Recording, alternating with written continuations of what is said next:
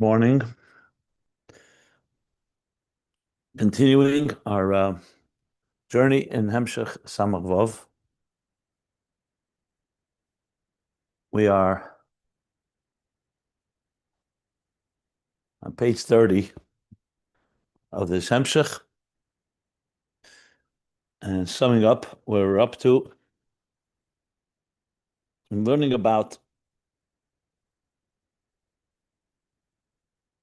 in broad terms, Gvul and Bli Gvul, the finite and the infinite. Whereas all of existence, structure of existence, the infrastructure, what we call Seder Hishtalshlus, the cosmic order, is all defined by the verse L'chol Tichla Re'isi Kates. Every end has a beginning, essentially beginning and end, which means parameters of midah v'shir, measure, and definitions, finite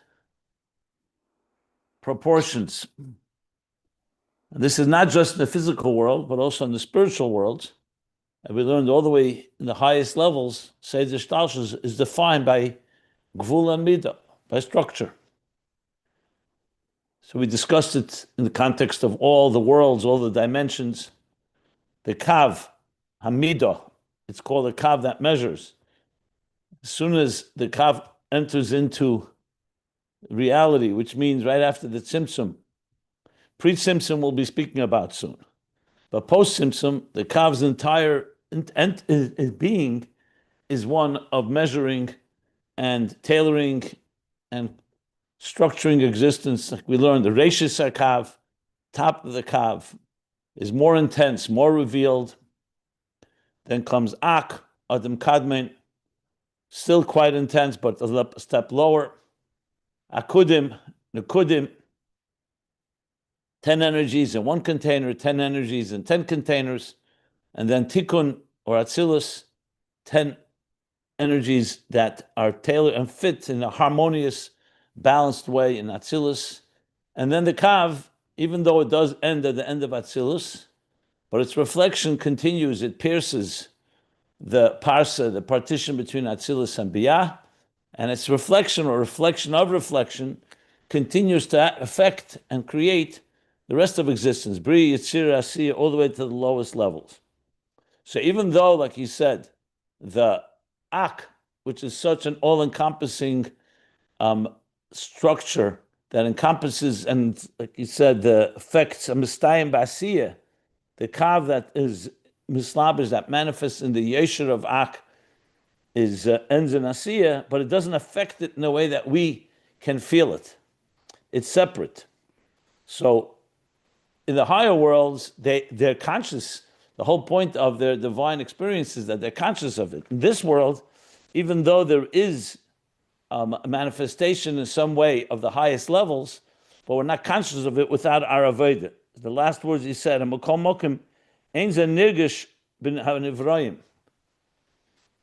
if someone were to ask, 1 second, you give me this whole structure and lower levels don't have the same level of the divine energy as higher levels, but we know that the divine energy is everywhere.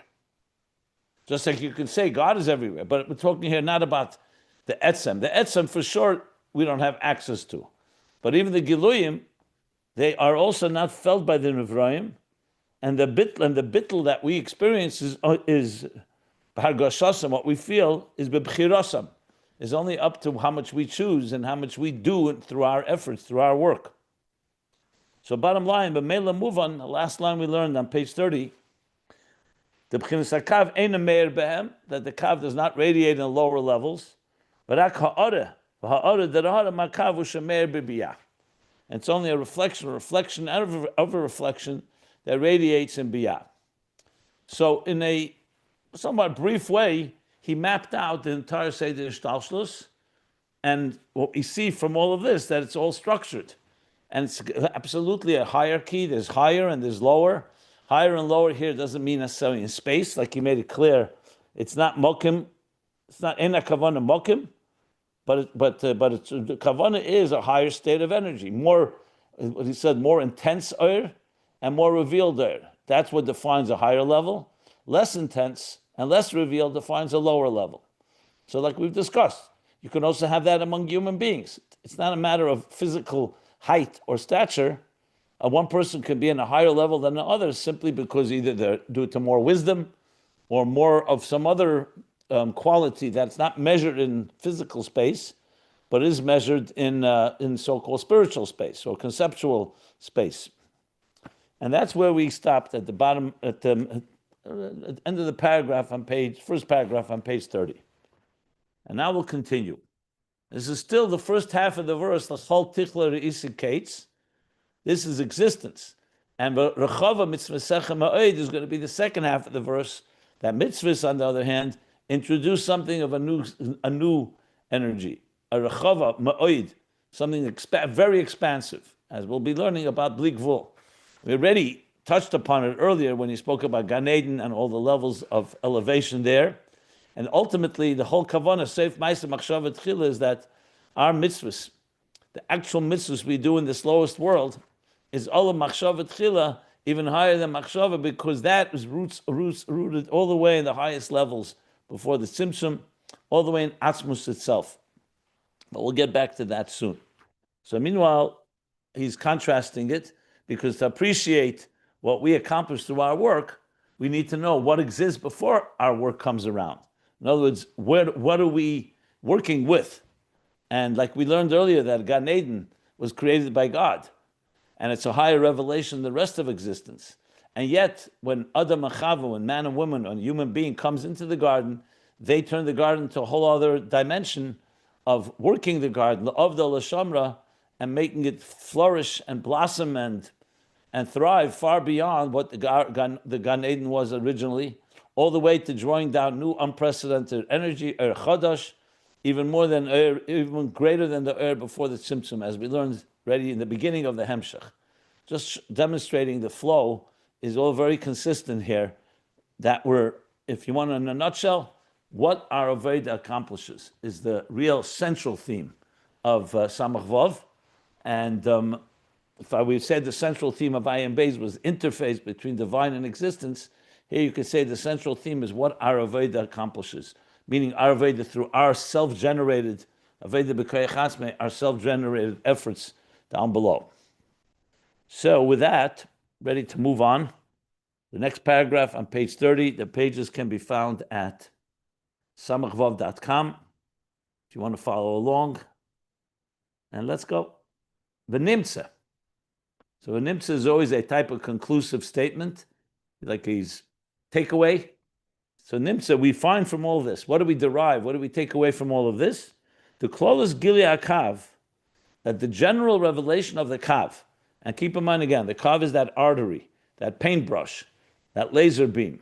All of these are analogies that I've been using, that carries the main artery that carries all the divine energy into the whole structure, the whole Seder Shtalshus, into the empty space, the Chol L'Makam Panei, as the Arizal puts it, the empty space, the hole and the empty space left by the Tzimtzum. So he says, the Klol is Gili Hakav, the Klol is Gili Yeshle Sefer Tachlis. So there he's summing it all up. It has an end and a beginning. Like we learned before, that Sof, it will Sof and Tachlis. Before he said Tachlis is end and Ketz is beginning. But regardless, Sof and Tachlis means it has a finite proportions, and Tachlis, here he means either end or beginning, or he means just in general, it has a defined purpose. The defined Tachlis also has purpose. But here he's really, I think he says, because that's the pasuk, L'chol tichla re'isi kates. So it's not exactly consistent with it's not a question I'm asking, but the Chol Tichla, earlier we decided the Tichla was an end of it all, that Tichla was an end, and Ketz was a beginning. Here he's saying Sefer Tachlis. So it's not the question because it could be redundant words, it could be synonymous words.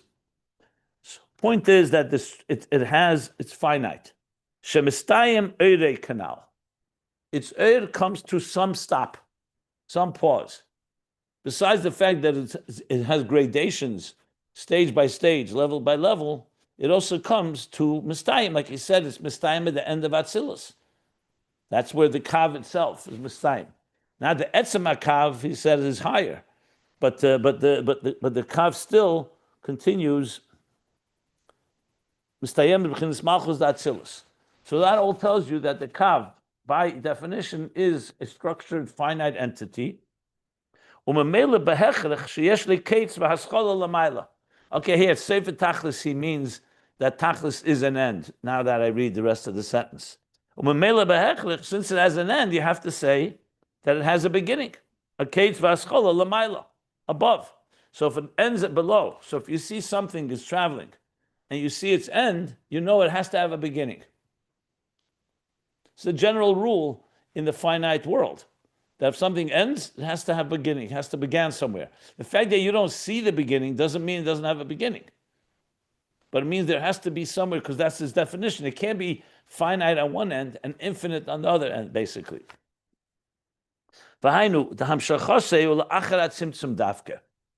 So now he's spelling it out in the language of the Eitz Chaim of the Arizal, because it's Hamshacha. When did the Kav begin? It didn't begin from pre-Tzimtzum. There was no Kav before the Tzimtzum.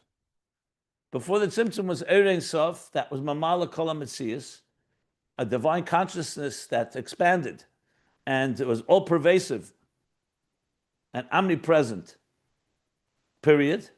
Then came a Tzimtzum which conceals. In the Tzimtzum, then begins the Kav. The Kav, by definition, has a beginning, because Hamshachos is after the Tzimtzum. Pre-Tzimtzum, there's no Kav. So it means it has a beginning. Shenesalam ha'er harishon, due to the tzimtzum, the original oir, like I just mentioned, the Ohr Ein Sof was concealed. V'nasa chol l'mokim panei, and a cholol, it means a hole, space, and mokim panei, an empty space, was created. Like to figuratively, it's like the teacher who holds back, refrains, and restrains his intelligence to allow space for a student, or it's like a parent or anyone in a relationship creating space for another person.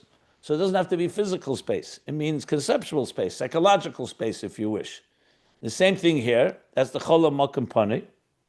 Shoyapone Megili Er was empty from divine revelation, from the light, from any revelation of light. It's not Panei from Etzem, because Atzmus is not affected by the Tzimtzum. But it's funny from Gili Er, there's no Gili now. In other words, the teacher is not speaking, and nothing is being communicated. Va'achar then comes next step. Hischil l'hoyer b'chinas ed akav. Then comes the next step. The teacher begins to stream consciousness, begins to communicate. So the kav has a very clear beginning, in addition to the end we just described. The language of the Gemara, that first it was dark, and then afterwards came light. Like we see in the Pasuk, it says, Vahi Erev, Vahi Boker. First it was evening, and then it was morning. And in the broader sense, in general, darkness preceded light. What's the darkness? The darkness is the concealment that precedes the revelation. Ulazes, and due to this fact, so even though the kav is attached, it's not detached from before the tzimtzum. It's like a flow, like if you wish, some people sometimes compare it to an umbilical cord. It is a pipe, so to speak, that is connected to Ohr Ein Sof before the tzimtzum. It's just channeling it into a kav, into a narrow flow. Just like the paintbrush of an artist is flowing from the artist's hand and from the artist's intentions. So even though the kav is nimshach from the infinite divine light, an infinite light pre-tzimtzum, b'kol mokim, nevertheless, mipnei shekodmo hatzimtzum mokim ponei. Nevertheless, because the tzimtzum and the mokim ponei, the concealment and the empty space preceded the kav, b'chinas hedera er, and that's a state of refrain of light, restraint of light. Heder is the opposite of gili. Heder, a lack of light. That's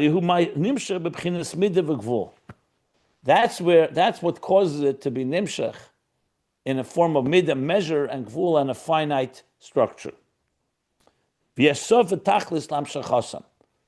And as a result, has an end to its hamshachet, to its transmission, just as it has a beginning. In other words, had there not been a tzimtzum, had there not been a mokem ponei, and you suddenly would have a kav flowing from Ohr Ein Sof without that stage of a pause, some transition, then the kav would not have assumed a finite nature.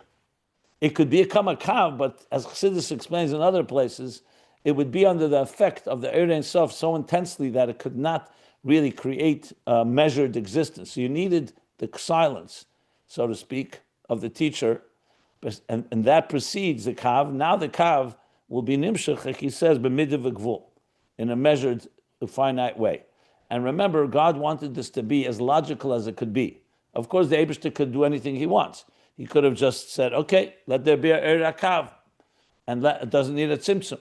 But then it would not make sense in the structures as we understand logic.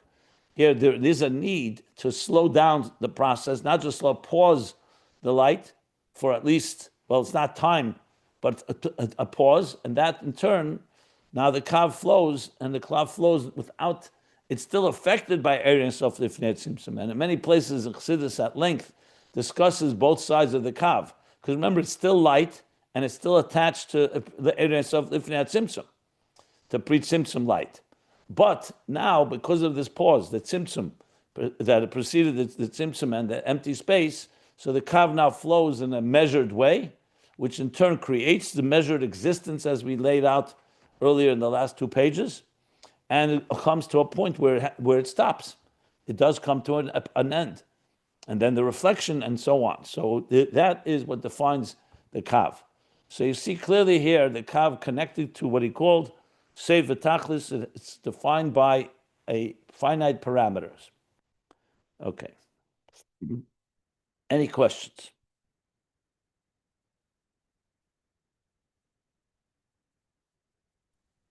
I guess. Go ahead, Go ahead. Mrs. Katz. No, please go ahead. No, you said it's. What was the last sentence you said, Rabbi? Now I'm getting confused. But it was on both sides. It's finite, is what you were saying. Has a beginning and has an end. So meaning from the very top it's finite, and at the bottom of the kav it's finite. Yes. Is that what you just said? That's what we just read. Yeah. Okay. Thank you.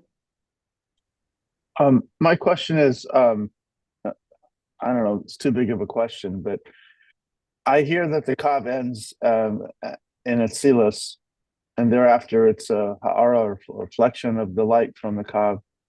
But structurally, why do you suppose that needs to be so? Why wouldn't the kav?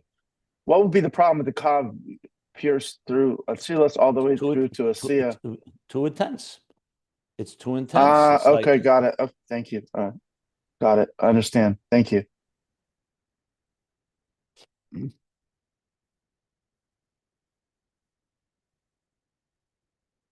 So this is just a part of a tzimtzum that's taking place when you say that the ha'ara breaks through the parsa. It's just a type of tzimtzum.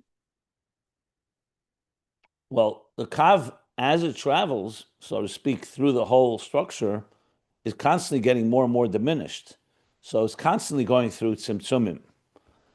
They're not the tzimtzum arishin. The tzimtzum arishin is what's called a quantum leap, what we call tzimtzum b'derech siluk. It's a complete silence, so to speak, a complete leap. Then comes the tzimtzumim in the shtalshlus are called b'derech miyut. Think of it like, first you need the paradigm shift from infinite to finite, and then in the finite itself, think of a teacher with many level students. So as he teaches each level student lower levels, he needs to diminish the flow to fit and tailor to that particular student. So essentially, yes, the kav is going through tzimtzumim, and then between worlds, there's a parsa, a partition between Atzilus and Biyah. Those are also bigger leaps. So it's a constant process. It's very similar to how think of the blood that flows from your heart through your main arteries, through the aorta, and then the main arteries. And those arteries continue to branch off to be able to bring blood to every part of your body, all the way to the extremities. So the blood is going through all kinds of diminishments as it flows to different parts of the body. God forbid, if the blood wouldn't do that, could hemorrhage. and it could overflow, and it wouldn't be very healthy. So it needs the perfect amount of blood in each, down to our finger, down to your toes, down to every part of the body. If you want to give another visual example, always find something that we can relate to. It just makes it easier, because these are all abstract, invisible ideas. No one has seen the Kav, and nobody has seen all these levels. So we have to, some way to make them real, find examples in existence, and you see it all the time. How electricity runs into your appliances is the same thing. It's all about monitoring a flow that begins with I gave the example of a main pipeline, like the main water line that runs into your home or runs from a reservoir, and how then it branches off. I mean, there's nothing in technology or engineering that doesn't have this principle of how the Kav works. The Kav is like a perfect example of a real engineering. And this is, of course, the divine engineering, the cosmic engineering. So when you think of it that way, it becomes a little easier to relate to and visualize. I hope I answered your question. Yes, absolutely. I have a question. When we do mitzvahs over here, it's rooted all the way into Atzmas. What else that we could do over here is also rooted into Atzmas? Well, we'll soon be talking. I'll finish the sentence. I'm sorry, I didn't realize. No, that's my question. Okay. Well, we'll soon be learning about mitzvahs. We haven't gotten there yet. But just quickly, in responding to you, remember what mitzvahs do, or basically human behavior, is that, using the analogy I just gave of engineering, this is complex engineering, we come and we could change that. When you get a machine, let's say the pipes in your home, there's nothing you really have to do. You just have to turn on the faucet or turn on a shower or whatever it is, and water is running into your system. But here we're partners in creation. So what we do is we actually refine these pipes, if you wish, through our good deeds, and we expand them, and we bring much more into the system than it could have tolerated in the beginning. Just keep that in mind. This will be discussed later. In other words, we're going to expand existence. What we're describing is the creation process. This is before humans come into play and with our actions. Now, in response to your question about mitzvahs, the word mitzvahs, I think I mentioned in a previous class, is a very broad word. It can mean the Tayyag mitzvahs, the 613 mitzvahs, the 248 positive, 365.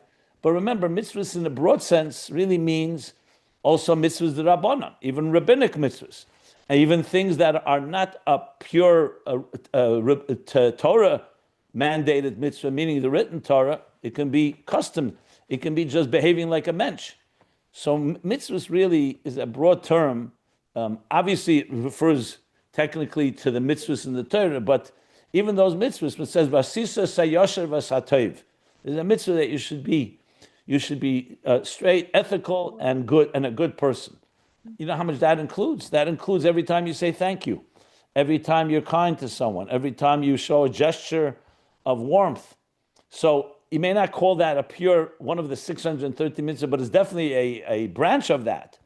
So mitzvahs in that sense is any time a human being goes beyond their own comfort zone and their own self-interest, I would say that would be the category of a mitzvah, because you're going against the yeshus of this world, meaning the selfish inclination where people are about me, me, me. Anytime you reverse that and say, no, I want to bring something of more beauty, more nobility, more kindness, more godliness, for that matter, into the world, you are essentially, the Rechava Mitzecha Me'oid comes into play to expand the Lechol Tichler Re'isi Kates of the structure of existence. Thank But you. we're going to learn this inside very, very open, very clearly shortly. Keep in mind another thing, since we're already on it. Mitzvahs doesn't just mean technically doing a mitzvah. That is definitely part of it. But you could also do mitzvahs very mechanically. Mitzvahs anoshim ilamada. There are people who do mitzvahs almost blindly, like an automatic pilot. They automatically do things because it became part of their routine, part of their habit, and it's a cultural thing. you really mean the real meaning and spirit of a mitzvah is you do it with an avodah. You're working at it. It's like deliberate, with an effort, with passion, with intention. But all that we'll discuss as we go along. Not there yet. Meanwhile, what we're doing now is still studying the stage of understanding existence, the structure of existence. I mean, if you really think about it, what you have here is a beautiful, eloquent description of existence on its own, as I said, pre-human coming and doing something with it, which we'll come to shortly.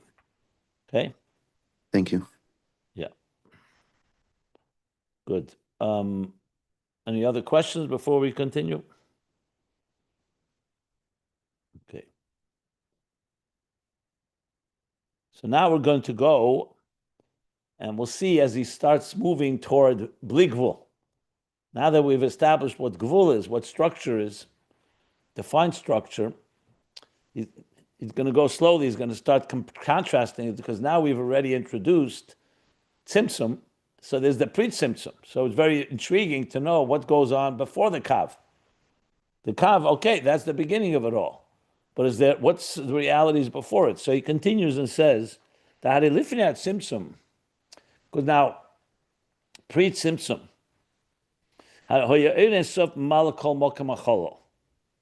that's the language of the Arizal, Eitz Chaim. The Ohr Ein Sof, the infinite light, filled all that space. Now, there was no cholol. This is all figuratively speaking, hypothetically speaking. That which is now an empty space, so-called Pre-Tzimtzum, conceptually, Pre-Tzimtzum is filled with divine consciousness. It's the best way to phrase it. B'reishei ad seifei b'shava. So this thing that would become the cholol, this space, was completely filled from the top, from Reishei ad seifei, because the cholol has parameters. The Ohr Ein Sof now would fill it all. I mean, one of the ways I sometimes imagine it is when I think of land and water. You know, when water rushes over the land, and then it recedes, and suddenly leaves a space where it was once filled with water. Existence was actually that way. It says everything was covered, mayim b'mayim. Beginning of creation, everything was submerged in water. It's only on day 2 that God separated the higher waters and the lower waters. And in microcosm, every child for 9 months spends submerged in embryonic fluids of its mother, in mother's womb. Just to give you a little more applications in our own lives. So when the water recedes, then it leaves space. So what was there before before it receded? The water filled it all. In this case, Ohr Ein Sof filled it all. Not because there was a reish and seif, there was no head and no end, but that would become a reish and seif. When you look at it right now, this was once filled. You know, I remember the first time I went to Yerushalayim. I was a child. I was 14 years old, and it's the first time I saw the Har HaBayis, the Temple Mount. So we were able to go to one of the buildings in the old city in one of the Arab quarter. We actually had an Arab guy came and showed it to us. And I was standing on top of the roof of a building, looking at the Har HaBayis pretty close up, as close as you can get halachically. You're not supposed to walk on the Temple Mount.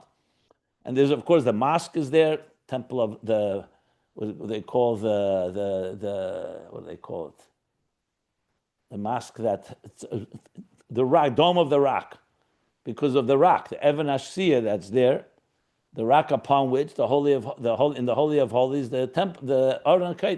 Now, I learned about the Temple Mount my whole life. I learned in Torah. You constantly learn about the Beis HaMikdash and the Holy of Holies and Yom Kippur and Bechlal, all the Avodah. And this is the place. On that rock was the Ark, the Ohr Ein, and so on. And I remember looking at it, besides, of course, the tragic aspect that now is literally barren wilderness, where once was the center of the universe. But I was thinking about it. I mean, at that point, I hadn't really learned Chassidus like we're learning now. But when I think about it now, I think of it myself. Yeah, here is a place where Ohr Ein Sof, Tzimtzum Shchinte ben Shnei Ba'adei Ha'aron, where the Shechina was resting there between the two rods of the ark in the Holy of Holies, and then the Churban Beis HaMikdash, beginning of Golus, it was like a tzimtzum. That here, a place that had such holiness in a revealed way. So the Kedusha le'zazim emkeima. The Kedusha remains there, but not in any revealed way. Now it's barren. It's exactly like a real chol l'mokim paneh. Of course, when it will be rebuilt, the Beis HaMikdash HaShlishi, it will be returned with even more intensity, with more power. But just to give an example, so you have the concept that you can have a situation where there was a tremendous amount of holiness or sanctity or light, and now this very place has become a completely dark, desolate place. Then, of course, comes the kav that brings the flow in. But just as I'm reading it, I just came to mind an image that I had from my own young years. So basically, lifnei tzimtzum enusa mamal kol mokem achol mereshe v'ad sefer b'shava. That's what it was before the tzimtzum. V'chein, the Rebbe Rashab now says, v'chein yiyeh la'asid. Remember, we learned about la'asid laveh. The asid laveh will be the gili of the highest levels. The same will be in the future. In other words, this in-between period where there's a tzimtzum and a kav, and we do all our avodah, is before we come to the end of history. So in the future, everything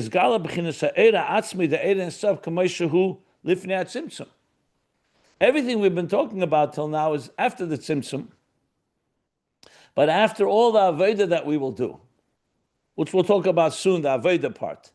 What will be the end? The end story. The end story is that this space, that the tzimtzum, so-called, that's this space that receded, this energy that receded and left this space, will be filled again, the way it was before the tzimtzum. Ukmoshe Kasav, like it says, this is a psukim I think he brought earlier, but we definitely mentioned them. Top of page 31. V'lo yikonef eid merecha. That your master, merecha refers here to Hashem, that your master will no longer be covered and concealed. Yikonef is from the word konef, like a shirt or a garment. There won't be a veil that will conceal merecha. The end of the pasuk is v'hoya einecha A reis. wing, konef, wing, knofayim. Yeah, but I think the Alter Rebbe teaches konef v'levush in Perek Lamed Vav. Because the wing covers the body. Okay, I understand. Okay, that's fair. But I think he says konef v'levush. It's a form of levush. But bottom line, it's a form of a veil, something that's covering. He doesn't bring the end of the pasuk, but it means that which is today concealed then will be revealed. And there are many, many psukim that refer to this. Alter Rebbe actually in chapter 36 in Tanya brings 4 psukim that demonstrate ayin ba'ayin yiro, v'nigla kved Hashem v'ro kol basar yagdav, shelo yir b'chinas tzimtzumim ve'alomas eid. Then there will no longer be these concealments and these diminishments and these concealments. It says Yem Shekuli Shabbos Menucha L'chai Elamim. There'll be peace. Now here Menucha means more than just peace, calm. Now why is calm the opposite of Tzimtzum? Because Tzimtzum is a process of concealment. Menucha means there'll be a seamlessness, a flow. A seamless flow, l'chai elamim, forever and ever. The inyan ha-menucha, and he translates how he's explaining this. Menucha means hu hashvisa ma-tzimtzumim. Like a Shabbos, shvisa means to rest from the tzimtzumim. It's an interesting take. See, this is a very powerful interpretation when we say Shabbos and menucha. That 6 days of the week we work. We're exerting ourselves, our efforts. Shabbos comes, you recede back into, I don't want to use the word recede because I used it before the other way around on the tzimtzum. But Shabbos and Menucha comes and you can be natural self. So the same thing here, that tzimtzumim is an effort, an exerted effort to conceal. The Asad Lava will be the shvisa, Shabbos and Menucha, l'chai elamim, the shvisa, the resting the cessation, if you wish, of the tzimtzumim. Like it says in the Pasuk, and the seventh day, Vayichal Elikim. What's Vayichal? Vayichal has different meanings. One of them is from the word kiloy and kol, to kolu. Shekolu b'chinas, that it'll end. From the word ending, it will conclude. B'chinas ha-tzimtzumim d'shem Elikim. Vayichal Elikim, that the Elikim will come to an end. B'yem hashvi. Elikim is tzimtzumim. V'shavas bahem. And he will rest from the tzimtzumim of Elikim. So Bereshis bar Elikim, existence is created through the tzimtzum of Elikim, is din, vehelam, and gvura. Rashi says that also at the beginning of Bereshis. And Shabbos is a day, Shabbos la Hashem, la Havaya, is a day when there's the Vayichal Elikim, v'Shavos mem. The Ikar Agili Hazeh Yiyeh be'elef hazayin. So just like there's the Ramban writes, just like the 7 days of the week, there's the 7 millennia that correspond. Sunday corresponds to the first millennia. Friday corresponds to the 6th millennium, in which we are right now, in the 6th millennium. The year 5786. And the 7th millennium, like Shabbos, is the 7th day. The 7th millennium is Yom Shekule Shabbos Menucha L'chai Elomim. It'll be be'elef hazayim b'yem shekuli Shabbos u'menucha. So then, even though it says yom, but it will be the whole elef. The entire millennia will be like a Shabbos compared to the 6 millennia before. So even though this is, even though you could say, one second, why is the Rebbe Rashab suddenly going here? Because since he's already talking about tzimtzumim, wanted to make, maybe it's a way of also comforting us to say, listen, we're not bound to these tzimtzum the rest of our lives. There will be an end to them, and that's the end is when the Asad Love.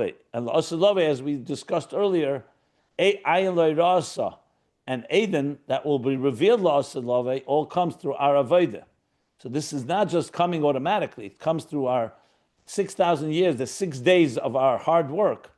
So it says, Misha Tarach Ba'erev Shabbos, Yechel B'Shabbos. One who's Tarach, who struggles, who works hard, who toils.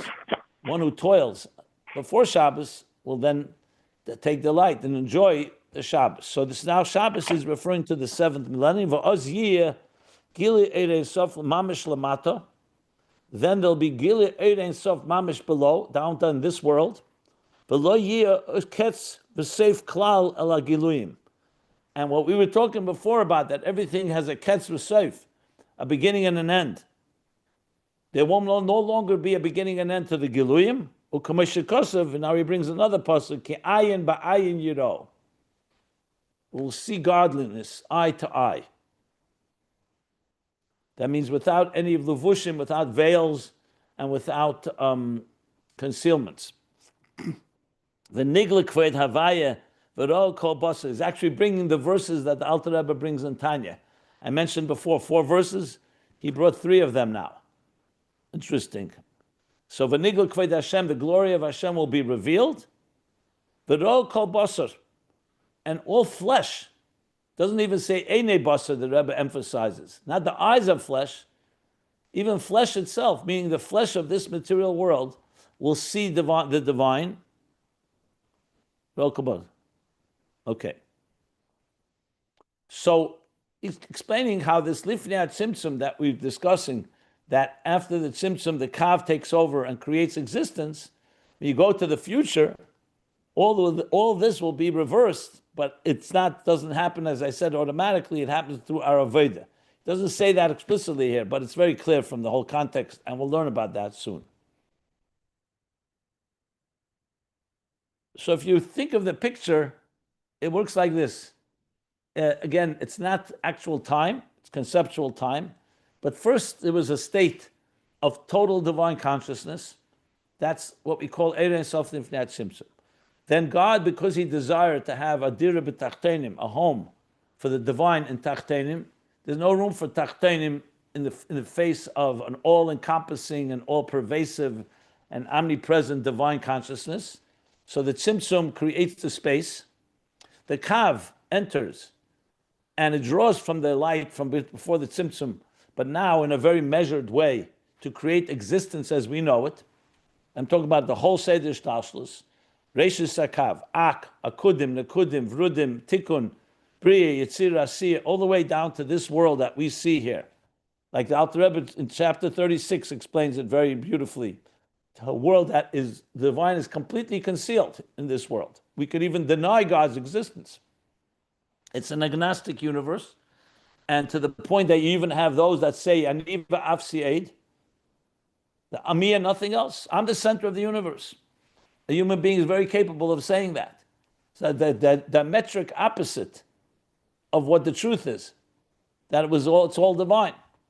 But now in this dark world, we come and do our work, and through our Aveda, we transform this world into a place that now can draw the divine energy of higher levels.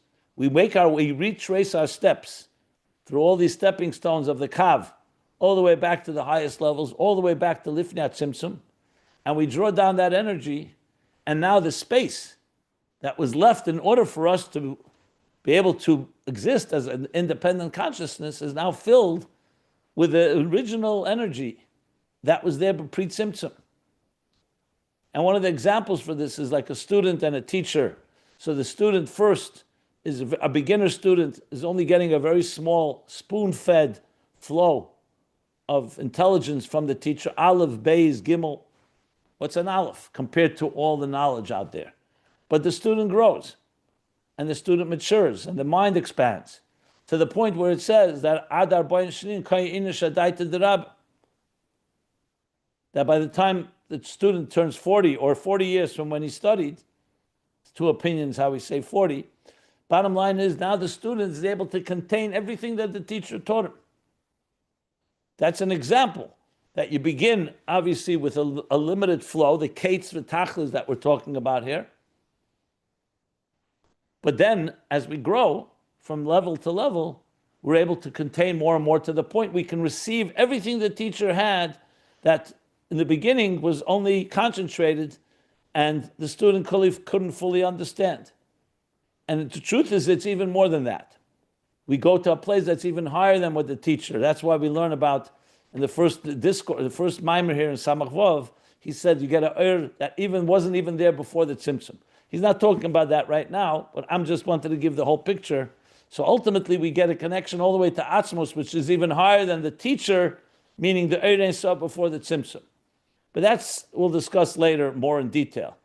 So that's the image, or that's the picture of how we look at the whole of history, from pre-creation, from the highest divine levels, to the process of creation, to the reversal and the transformation that we achieve, and then the ultimate goal, Dira B'Tachtenim, that Atzmos desired, a Dira B'Tachtenim, Atzmos that preceded the whole Ishtalshlus, and even preceded Ohr Ein Sof Lifnei Tzimtzum, like we learned, Seif Maisa Ola B'Machshava Tchila.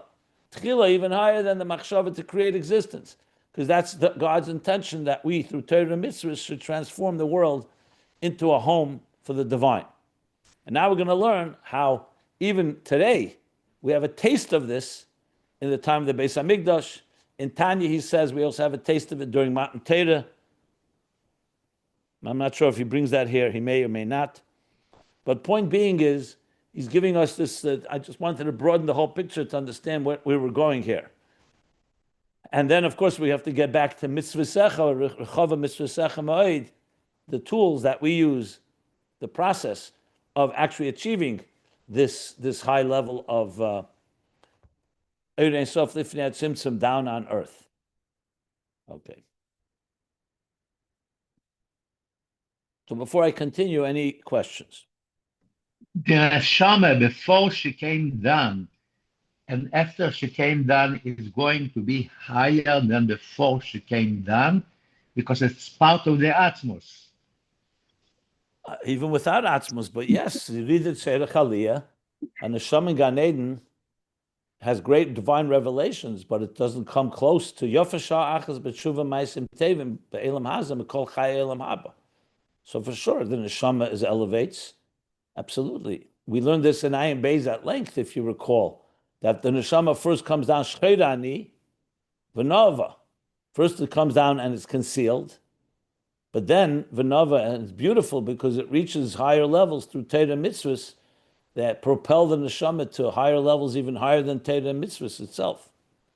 The answer is yes, that's correct. This is when she is lower, but the way that she is b'shalshal, b'shalshal, or rishon, after coming down to this world, it goes even deeper b'shalshal. First of all, Sharsha is not revealed down here. Even if it's rooted in the highest levels, it's concealed. Like we spoke about the eye. The eye can't see in the dark. The neshama cannot see without Torah mitzvahs in this dark world. So the revelation of its root, that's one chiddush. And then in Samach Vav later, we're going to learn how the neshama elevates even higher than Sharsha. Yeah. From Ata Barasha to Tehera, this is going to be a big part of the theme close to the end of Samach Vav, which you're discussing right now. But at the end of the day, everything gets elevated. Nothing just goes back to the first point, because what then was achieved. There's always an accomplishment. There's no such thing as an experience that you just go back to square one. In other words, it's not just correcting and going back to Kodim Chetei Tzadas. It has to achieve something more through this Yerida. So everything is elevated ultimately. Yeah. Thank you. Sure.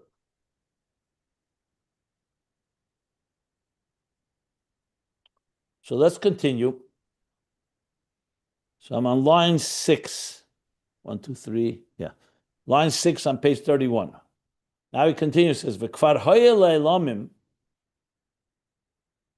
We already had, Kvar hoye le'elam is an expression from Chazal, that we already had this experience we're talking about, La'asad Lave, in the future, we already had a taste of it, so to speak. Be'efen kazeh be'Beis HaMikdash. That Freddie Le'elam means that Freddie existed an experience like this, similar, but Eifun Kazeh, in this manner, in the Holy Temple. Sheyigili Ohr Ein Sof mamish b'kedesh hakadoshim. So I didn't recall that I was going to say this. I mentioned it before about my journey to Israel, but it's very clear that what? That in Kedesh Kadoshim, in the Holy of Holies, was a Gili Ohr Ein Sof mamish. I want to see the footnote, what they're zeichening here. Okay, Tanya Perek Nun Gimel, good. Ukamaimer, like the Maimer Chazal that says, the footnotes tell you the sources. Tzimtzum Shchinte, Ben Shnei Badei Oren. I mentioned that before. The Eibishter was Tzimtzum. He channeled. Tzimtzum. Tzimtzum, Shchinte, his Shchina, between the two Badei Ha'oren, which means Badei Oren, between the two rods. The Oren, in order to carry it, they had rods that went through both sides, which really covers that between these two Badim was, of course, the kaperas, the covering, and the kruvim, and the Shechina was channeled right over there. So he's explaining that's Ohr Ein Sof, channeled and concentrated on top of the Oren, in the Holy of Holies. Ukamoy Kain, B'klolas Beis HaMikdash. That's, of course, the holiest part of the Beis HaMikdash. But in general, the whole Beis HaMikdash was a higher state of divine consciousness and awareness. Vaharaya. And he brings a proof to this from the Asara Nisim. The Mishnah says in Pirkei Avos, the 10 miracles shahoyu b'Beis HaMikdash.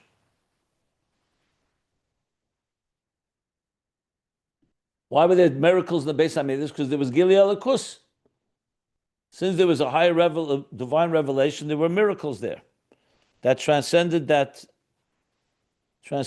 and suspended nature. V'shalish pa'ami mirah kol schurcha. And 3 times a year, the expression is to see. That was the 3 times Shalosh Regalim, the mitzvah for the Yidden to go up to Yerushalayim 3 times a year. Pesach, Shavuos, and Sukkot. Yirah, to experience divine, to see Yirah. Kishem sheba lires, kach ba lirois. The kishem sheba lires, kach ba lirois. Just as they came to see, they also came to be seen.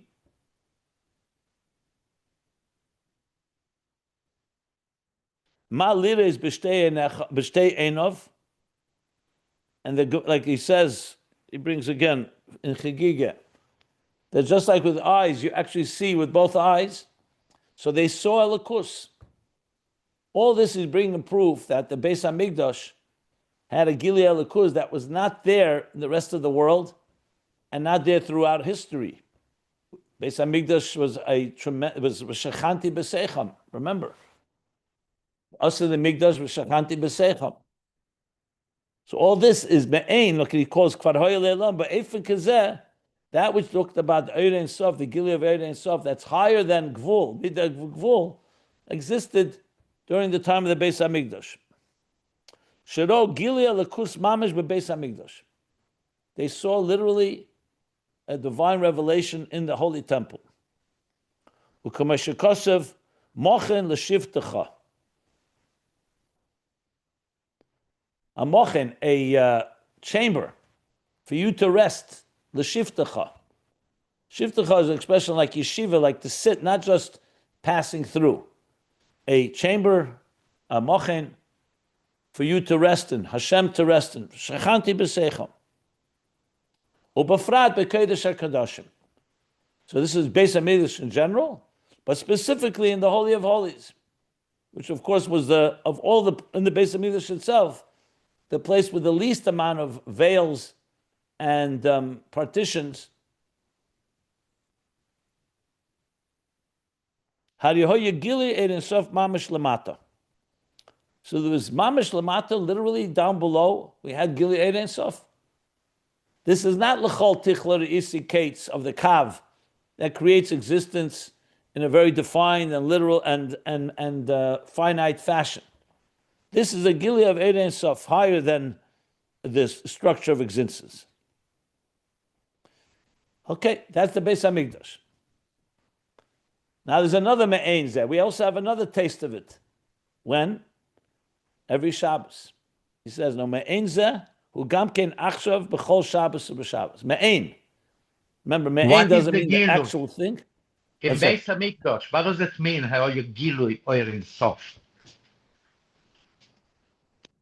We're talking about, what, forget about the Beis HaMikdash. Tell me what Gili Ohr Ein Sof means, period, without the Beis HaMikdash. That you not only feel, you are absorbing, you are part of it. But in Beis HaMikdash was Gilui Ohr Ein Sof.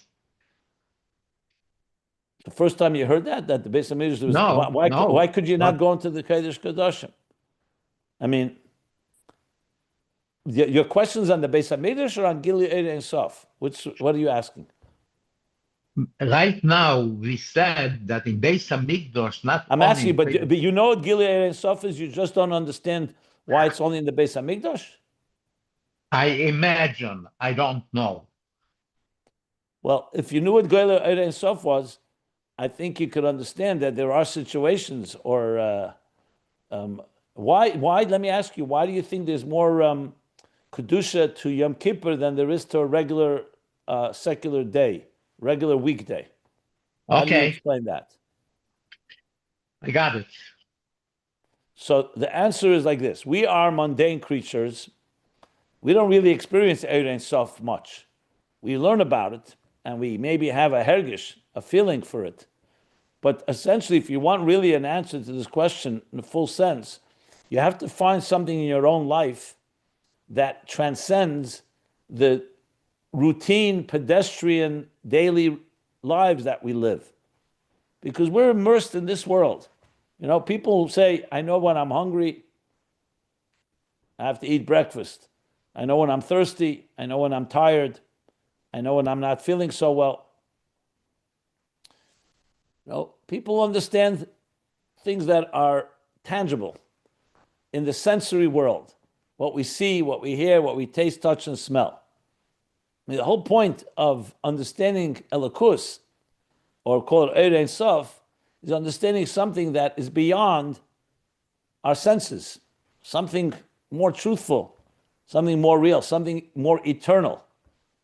So whatever language, whatever experience you have that gives you some taste of something that is beyond this world is a form of Gilui Elokus. Now, there are times it comes easier. He's going to talk about Shabbos in a moment. Yom Kippur, by Ne'ilah especially. There are times we have a Hiserus. We have we're awakened, like a wake-up call. Sometimes those times come actually in challenging times. Sometimes they come from a Lamaila, just feel something, you feel elevated. And sometimes it comes through Avodah. You could be sitting at a Farbrengen, and you're singing a song, and you suddenly feel transported to another time and place that's beyond the daily, short-term, temporary, instant gratification. These are all forms of Gilui Elokus. It says every day, Shuv upon him, that a baskel goes out from heaven that calls to the neshamas, Shuv bonim shevim, return. Now, we don't hear that baskel directly, but it says the mazel of the neshama hears it, the chruzim, lamayla. So this all comes down to moments that you have to find within your life. When a person davens, they should be experiencing a little more elokus than throughout the day. I'm just going over basics, honestly, but if you want to turn this from an abstract concept and theoretical discussion into something more personal, it has to come down to Avodah. It's to come down, like I always say. All these levels are very beautiful. They're very intellectual. You can really understand them philosophically and have a whole map. But at the end of the day, what does it mean to taste bli gvul in a life of gvul? We live in a finite world. We're finite human beings. And yet we have a soul. Is it through love? Yes. Ava. Ava, the Alter Rebbe says in Tanya, Perek Lamed Beis, is nafshe iker gufei tofel. It's more soulful when you love another person. Could be your spouse, could be your children, could be v'haftarecha kamecha, another. Love is definitely a divine experience. In Judaism, in Torah, v'ha'ava is a spiritual experience. It's not just another need that we have. It's not like food and drink. We experience it in so many ways in our relationships, where anything that's transcendent, that transcends what we'll call the nefesh habamis, the animal soul and its interests, is an expression of the nefesh elikis. So whole Tanya talks about what's nefesh elikis. It's striving and yearning and longing for experiences that beyond the material world. So just being very more applied chassidus here. So now, when you think of it, when you think of it now in the broadest sense of the word, la'asad lave, obviously it'll be all the time. Now we have a taste of it here, here, here. But most of our day, 24/7, how many people experience elokus? La'asad lave, after thousands of years of Aveda, the world will be transformed. There will be a dira b'tachtein, and will be constantly like this. Elokus b'pshitis, elam is b'schachas. Food and drink will be the novelty. Today, elokus is a novelty. They tell the story that the Levitzur Barditchev, he once made an announcement in Barditchev that all the men, women, and children should come together. It was the middle of a Tuesday afternoon, middle of nowhere. Nothing special on that day. He announced everyone should come to shul. He wants to say a few words. So everyone thought maybe there's some gzeira and shamayim, maybe some decree that he wants to abolish. Everyone came. They closed the stores. They closed the schools. All men, women, and children came to the big shul in Barditchev. Levi Yitzhak Barditchev comes out, bangs on the table, on the bima, and he says he wants to let everyone know that there's an Eibishter in the Welt. That was it. He wanted to let everyone know that there's a God in this world. You understand the story? Because we forget about God, let's be honest. And he wanted to remind people it's not just words, that there's an actual God that exists. So, as I said, today we only have a taste of it here and there. Obviously, if you work in it, you could have more. Lost love will be complete. The Beis HaMikdash was a taste of it during the time when the Beis HaMikdash stood, the Mishkan and the Beis HaMikdash. Now he's going to say how we also find the taste of it on Shabbos. So in truth is, all that we're discussing here about Ohr Ein Sof, first of all, the gvul of existence, but we're also given tools to be able to transcend the gvul. And we don't have to wait for Mashiach's coming. There is an experience of it even now. That's what he's going to continue now with Shabbos.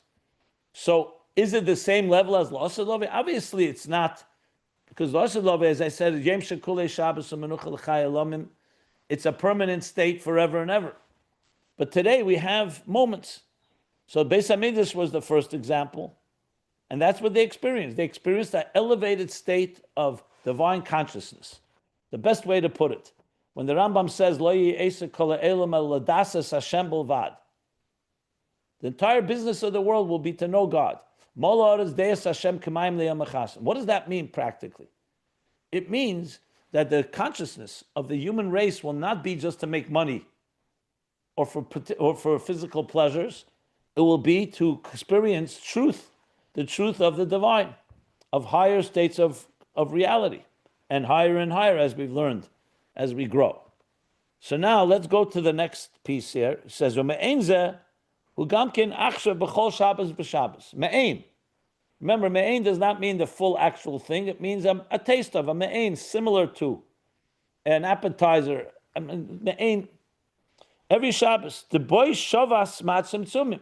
Like we said before, Shabbos represents what? The shvisa, the rest that comes after the tzimtzumim of the entire week. Umeir gamken shelo yalidei tzimtzum. And the Ohr radiates there, not through the tzimtzum.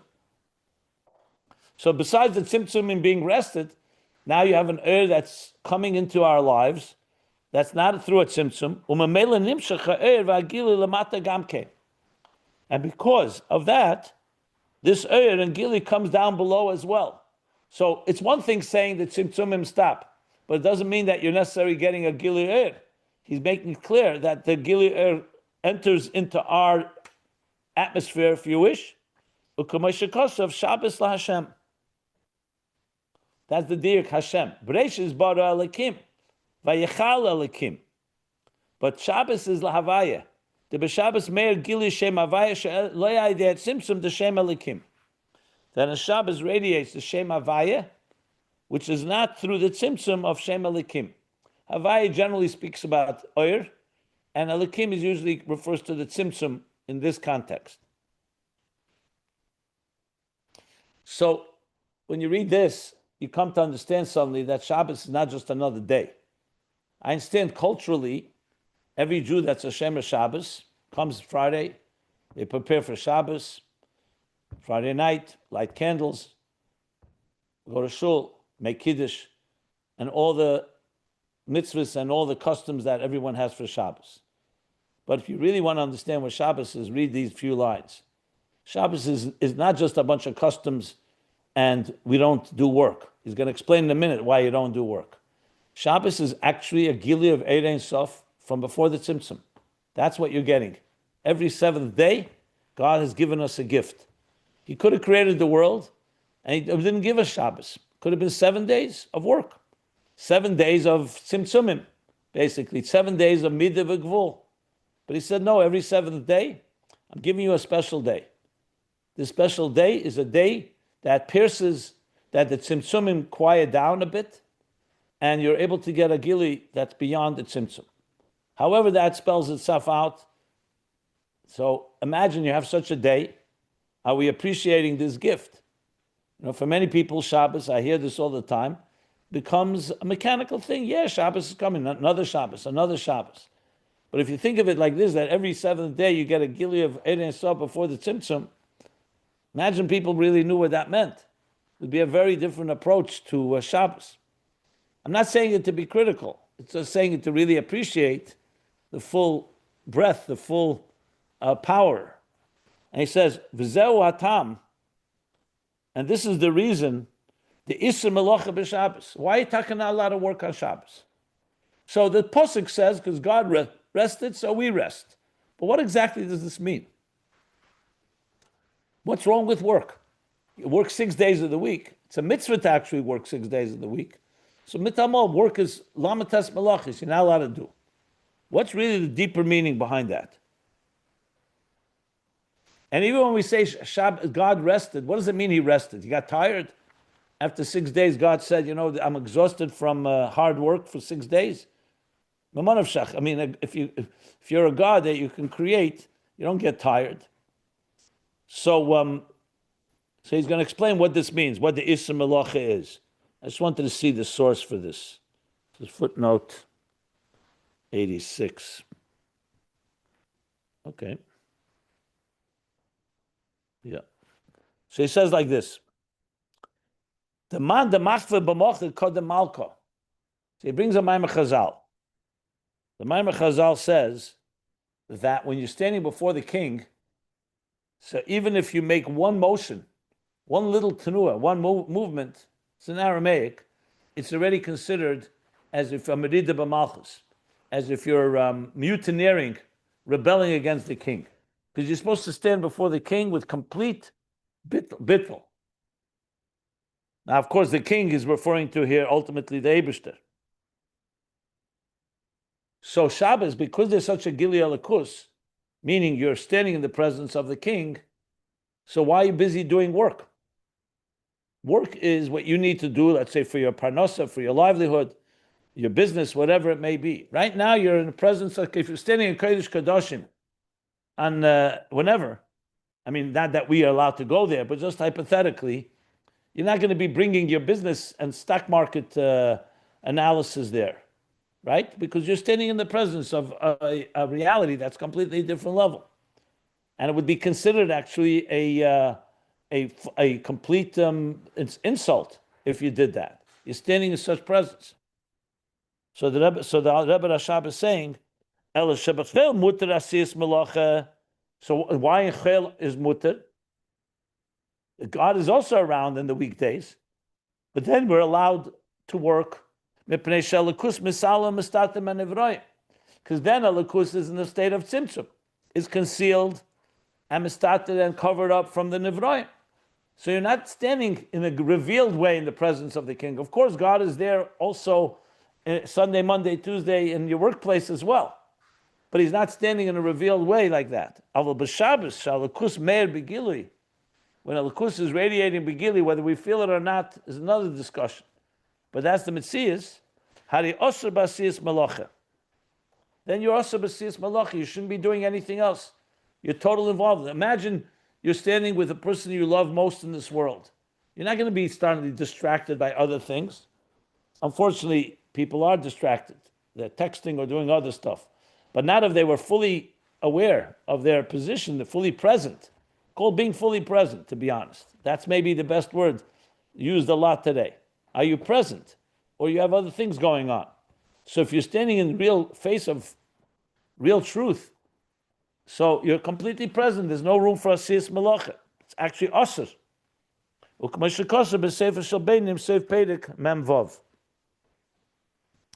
Like he writes in Tanya, the end of chapter 46. Just looking that up. Mm-hmm.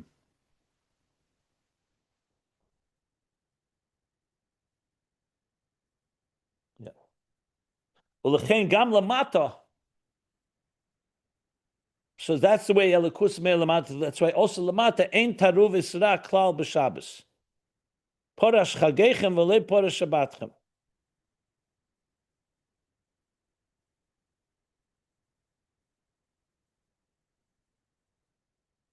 Yeah. And that's why also we have the fact that we say about Shabbos that it does not have any yenikas achetzenim. How do you explain that? Let me just see the words. It doesn't have any external feeding of negative forces. Ein taruv is klal ra b'Shabbos is an expression. Just a second, 1 second. The achila de Shabbos, I'll explain in a minute, the full thing in a minute, 1 second. The achila de Shabbos hu kule tev, he kule tev, bli shum taruv v'sra klal b'Shabbos.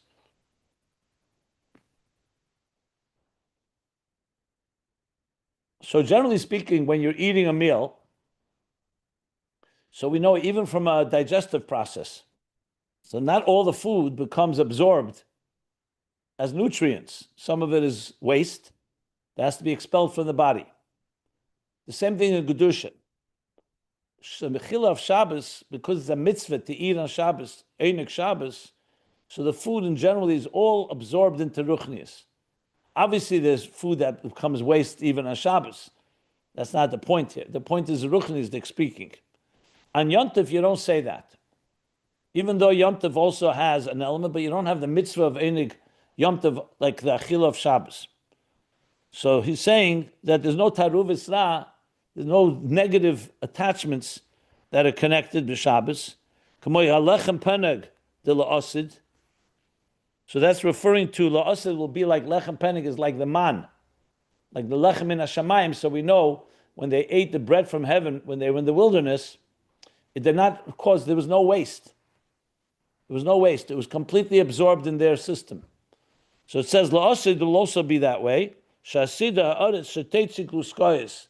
The Gemara says that land in the future will produce gluskoyis are like cakes and delights.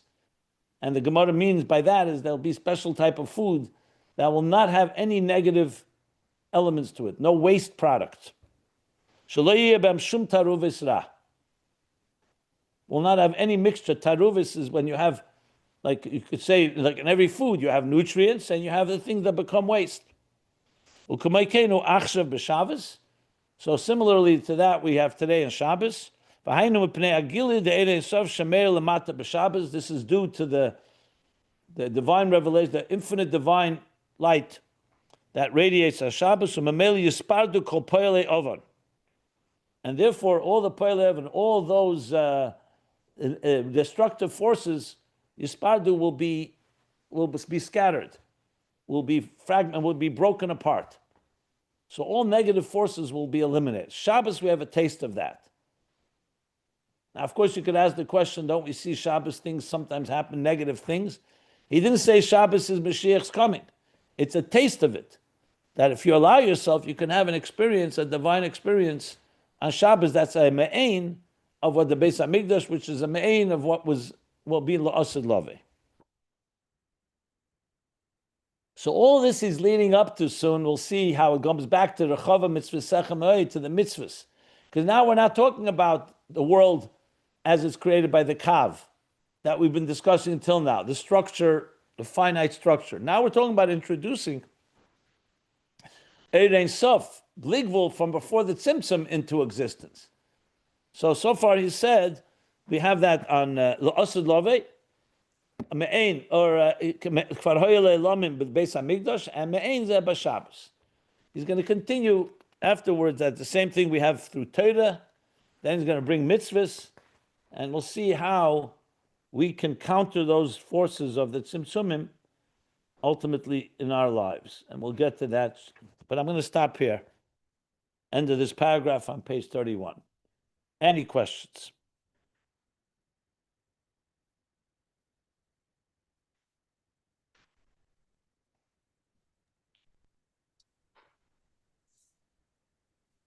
No questions? Just a comment I was getting. It's actually not great that we don't really have a real king like the old days, because that's what really solidifies it in people's minds as to what, how to be and how to act and how, we've lost that, I think, Well, it's part of, like, we also don't have a Beis HaMikdash. It's part of the whole Galus, yeah? Yeah. That's correct. I'm sorry, I didn't. I guess I can go back and listen to it again, but I didn't understand when you said Yom HaShvi Shavas V'Nafash, the Eibusher stopped on at the end of day 6 and rested, and you were questioning. Surely God doesn't need to rest; He doesn't need refreshment but I didn't understand what you were saying about was the significance of stopping in connection with this his Chassidus. his involvement in the tzimtzumim, in the effort of being mislabish alakus into garments that allow this existence to be. Shabbos is a day where you find God is more so-called in his own domain of the divine pre-tzimtzum, as opposed to how he engages with the tzimtzumim to create existence. So he's more accessible in his own domain, so to speak. The divine is more accessible. Yeah, exactly. With less tzimtzumim, yeah. Okay, thank you.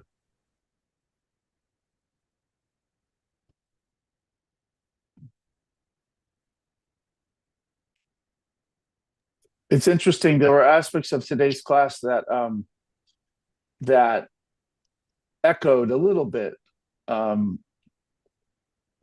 the not just this year's parak of Basi Lagani, but your talk you gave. And before you turn off the recording, I wanted to put in a plug for people that want to understand this year's chapter of Basi Lagani. Rabbi Jacobson gave a live talk last week, which has been recorded, and it is outstanding. It is a tour de force, really powerful. It's a very, very difficult parak. When you get into it, some very, very esoteric concepts, and Rabbi Jacobson really, dissected it and made it understandable, and with a broad sweep of the entire Maimer Hemshach, if you want to call it Hemshach of Maimerim. He pretty much covered the whole inyan of Basi Lagani, what's going on there. What was frustrating, Rabbi Jacobs, was he didn't finish the last section of Parak 16. You ran out of time. Yeah, because of time, right. But I did, to be honest, if you read the rest, you'll see I did refer to it, and what I did explain will help understand. I just didn't read it inside in all the detail. I'll probably do another part to just. I think it would be great. Is it posted? Yeah, it's posted. Yeah, I'll repost it in the thread. But thank you, because there's so many things. That'd be great. Can I ask you some technical? You listened to the whole thing? I did. Yes. Was anything because the Wi-Fi was weak, so you probably saw a video like a little. Well, there was just like pixel blurring, and sometimes. Yeah, but was there anything actually missing? Like any places where it just seems to like sometimes there was a repetition, like you'd say something and then there was a glitch, and like it would have you repeat what you said, but I don't think it skipped anything you said. Yeah, because it's a little weird, because I gave the class for 90 minutes and the video right now is 48 minutes. That's why I'm concerned. I know when I tried to get on there to hear you. It was can't hear you constantly. Here in Crown Heights, your share was very hard to hear. I don't know. The live share. I'm talking now. Once it's recorded, it processes it better. I know. I heard from people that the live was not good because the Wi-Fi was weak, and we didn't realize that. I mean, we realized at the time, but couldn't do anything about it. Sometimes your image froze, but I was. No, I'm asking Yitzchak because now after I can't do anything about the live. That's what it was. I want to know whether once it's now recorded, remember afterwards YouTube processes it, so they improves the quality. So I was wondering. So you didn't find anything like missing, glaringly missing. Well, here's the thing. The audio is generally fine. The video is a little, screwy. Choppy. Excuse my, but I also listened to most of it. I quote unquote experienced by listening and not watching. And then when I came back and I said, "Oh, but in the audio, you didn't find any glaring omissions or something." No, just honestly, like a topic I started and I didn't finish or something. No, nothing like that. Okay, good. I'm glad to hear that. Yeah. Again, there were some glitches, but nothing was skipped. Okay, I'm sorry about the fact live. I know I heard from quite a few people. Some of you experienced that, right? It was kept on. I don't know, whatever. Yeah, it was impossible on my hookup. I lost you a lot of it was lost on the. I think it's worth watching it again. It's very special, and the YouTube is much better. You I'm could sorry, even just, we didn't do it before in the whole Torah, and their Wi-Fi for some reason. Maybe All they right, don't if you want could please post it. yeah, I'm gonna post it again now. Yeah. No, I thought yes, I was happy how it came out. I thought I did a pretty thorough job. Yeah, It's a it very was complicated amazing. chapter, very complicated. Yeah, very. And that to see you master it was very special. And to do it, I mean, and you were weaving in and out of the text. How did you do that? That was, you just go right in the middle of when you felt like the text was useful. Of course, it's always useful, but you explained so much in whatever 50 minutes that, wow, that was, what a mastery. No, I appreciate it. Thank you. So I'm still somewhat perplexed. How could 90 minutes end up 48 without anything cut out? It sounds like Mokum Ohr Ein Min Amida. It sounds like wait a second. You're saying you were speaking for 90 minutes? Yeah. Well, then I clearly must have missed something. I mean, I listened, but I myself went through it, and I also didn't find anything missing. So I'm not sure what happened there. You know what I think happened? It sped you up. That's what happened. It sped you up. Okay, maybe that's the story. You hear the speed is faster? It's the cadence is faster than you typically go, and it was so complicated. And you were saying like A B C D E F G H I J K, and I don't know that anyone could sped out that fine. much. I can't do anything about it anyway now. That's it. But it was great. It's great for someone who wants efficiency and can follow you. Okay, like double speed. I got it. It was faster. Yeah, but it was phenomenal. I appreciate it very much. And post it. Yeah, that's great. I just did post it again. Okay. There was technical difficulties. It was hard to understand in the live. I know. I feel really bad because a lot of people were watching the live, and how could you can't listen? You can't listen. Not your fault. No, but you always feel whatever. I felt like I understood the Tzimtzum better from your lecture than I've ever understood it. I hear. And the presence of Atzmus, despite the concept, what does it really mean to conceal? Not an absence, but a concealment. And our access to the ultimate expression of godliness is possible even in the concealment. It was really special. Yeah. Okay, I appreciate it. It was very good. From this point of view, I want to say I'm listening to you for so many years, and I realized why in Ein Beis they said Talmud Chacham are the builder of the next world. It's exactly where we can compare the learning to Shabbos. Shabbos gave us the taste of the next world. When we learn from such people as you, Talmud Chacham made this taste in a different way, but yes, we experience that taste of next world through learning from Talmud Chacham, and that's the point why it was they called Talmud Chacham the builder, I believe. Okay, thank you very much. That's nice. Let me stop the recording here, right? Because we're already off the topic anyway. Bring them out.